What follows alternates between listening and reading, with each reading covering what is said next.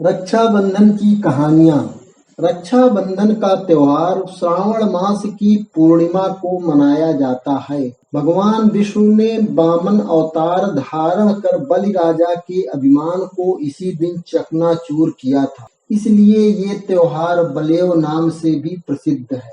महाराष्ट्र राज्य में नारियल पूर्णिमा या श्रावणी के नाम से यह त्योहार विख्यात है। इस दिन लोग नदी या समुद्र के तल पर जाकर जनेऊ बदलते हैं और नदी की पूजा करते हैं। रक्षाबंधन के संबंध में एक अन्य पौराणिक कथा भी प्रसिद्ध है।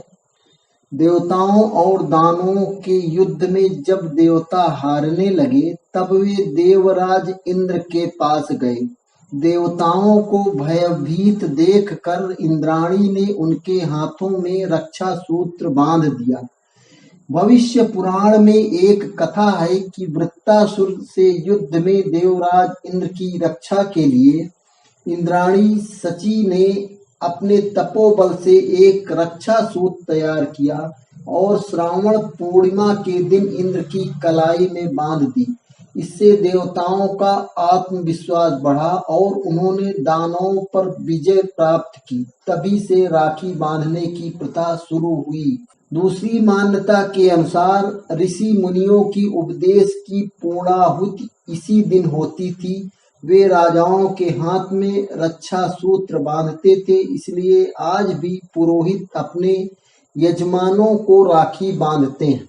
रक्षाबंधन का त्योहार भाई बहन के पवित्र प्रेम का प्रतीक है। इस दिन बहन अपने भाई को प्यार से राखी बांधती है और उसके लिए अनेक शुभकामनाएं करती हैं।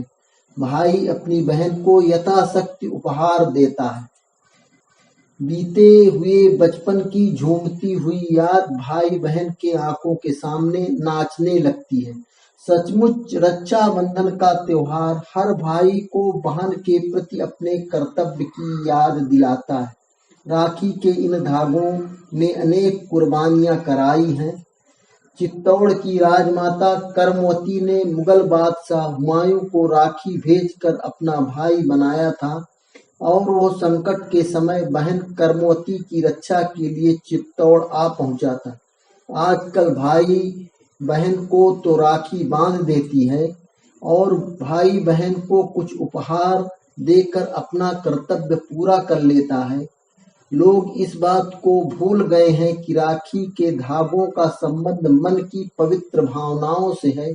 इतिहास में कृष्ण और द्रौपदी की कहानी प्रसिद्ध है, जिसमें युद्ध के दौरान श्री कृष्ण की उंगली घायल हो गई थी। श्री कृष्ण की घायल उंगली को द्रौपदी ने अपनी साड़ी में से एक टुकड़ा बांध दिया था और इस उपकार के बदले श्री कृष्ण ने द्रौपदी को किसी भी संकट में द्रौपदी की सहायता करने का वचन दिया था।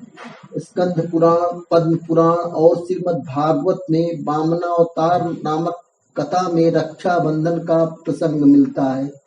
रक्षाबंधन का उत्सव सामाजिक समरसता के रूप में भी मनाया जाता है, जिसमें पूरे हिंदू समाज को एक सूत्र में बांधने के लिए एक त्योहार प्रोत्साहित करता है।